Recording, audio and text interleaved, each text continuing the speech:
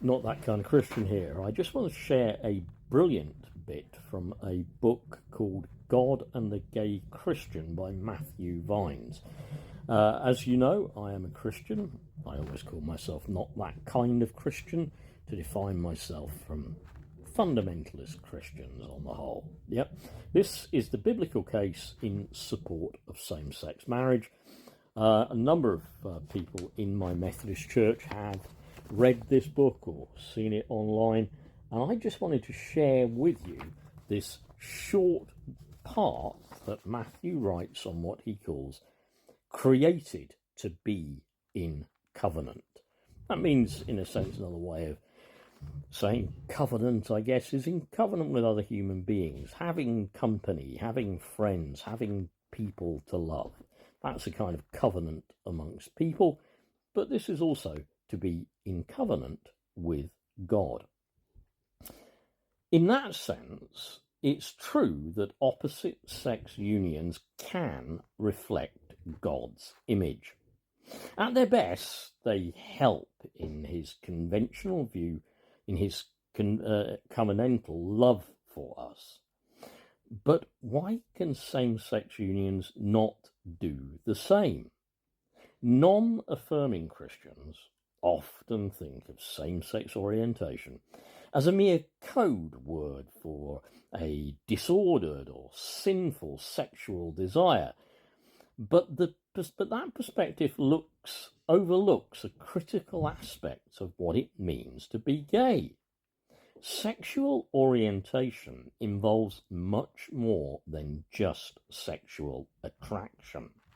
For both gay and straight people, it also encompasses our capacity to channel our physical attractions into a lifelong covenant with another person.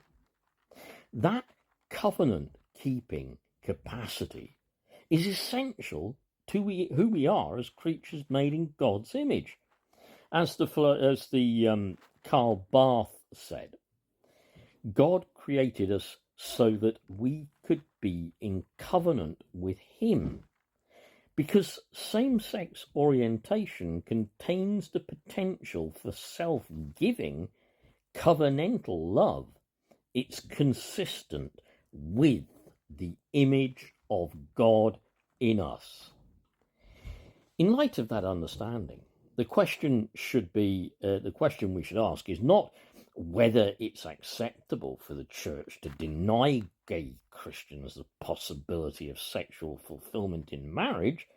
Instead, we should ask, is it acceptable to deny gay Christians the opportunity to sanctify their sexual desires through a God-reflecting covenant? This, of course, is no idle question. In practice, condemning gay Christians for a potential covenant, in practice, condemning gay Christians' potential for covenantal love has been deeply destructive. For many, it's corroded the core worth that they should have as people created in God's image. Now the really important part, and I really want to read this because, as I say, my son is gay. And I am a Christian. This, of course, is of no idle consequence. In particular, I'm just repeating that again. Let me share the story of Rob and Linda Robertson, a Christian couple, a Christian couple from Seattle whom I've come to know. Their story is heart-wrenching, but their actions and attitudes as parents demonstrated deeply unconditional love. That's why I want you to hear that, okay? When he was 12, their son Ryan told them that he was attracted to boys, not girls. They let Ryan know that they deeply loved him. We will always love you. And this is hard, really hard. But we know what God says about this. So you're going to have to make some really difficult choices. You're going to have to choose to follow Jesus no matter what. And since you know what the Bible says about that, and you still want to follow God, embracing your sexuality is not an option. For the next 6 years, Linda and Rob repeated that message. They also went out of their way to try and help their son.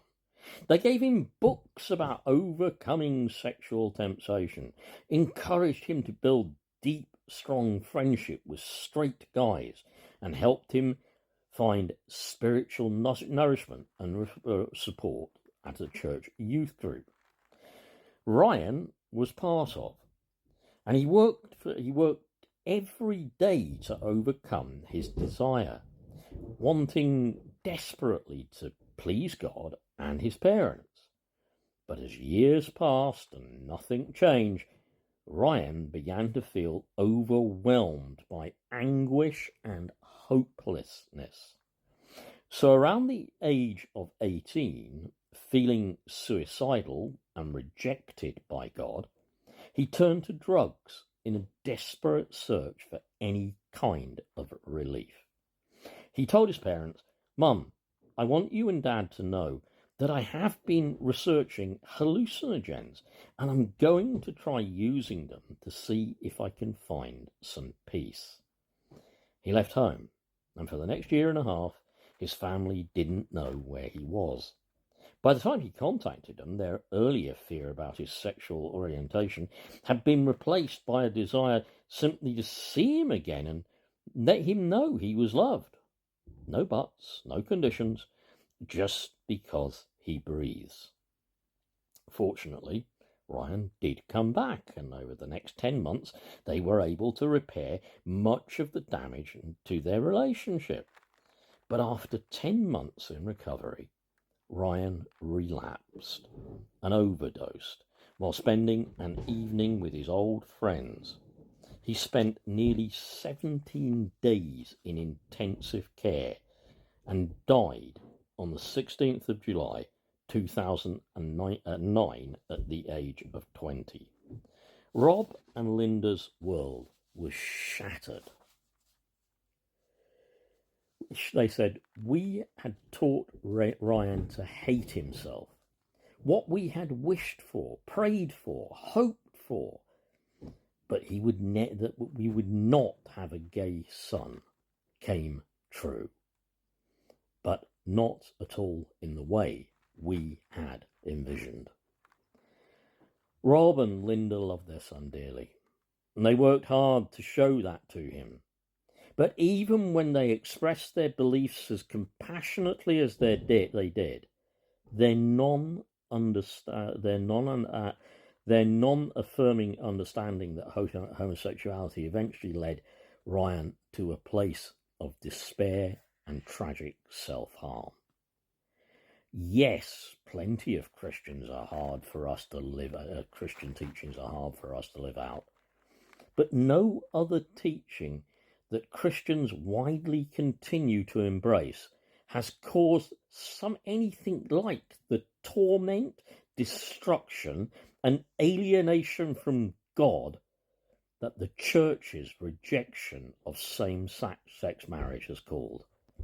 If we tell people that their every desire for intimate contact, sexual bonding, is shameful and disordered, we encourage them to hate a core part of who they were created to be. And if we reject the desires of gay Christians to express their sexuality within a lifelong covenant, we separate them from a covenantal God, and we tarnish their ability to bear his image. Please pass that on. I have so many people I know who are gay and Christian. Bye.